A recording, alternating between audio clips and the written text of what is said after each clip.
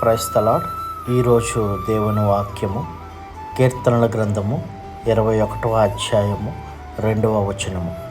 అతని మనోభీష్టము నీవు సఫలము చేయుచున్నావు, అతని పెదవుల్లో నుండి వచ్చిన ప్రార్థన నీవు మానక అంగీకరించుచున్నావు.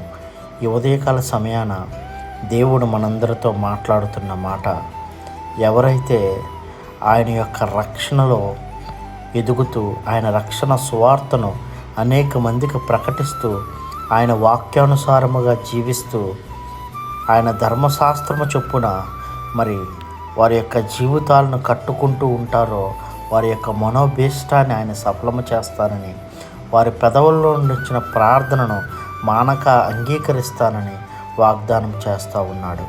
ఈ వాక్యము మనందరి జీవితాలలో నెరవేరబడును గాక. ఆమెన్. God bless you.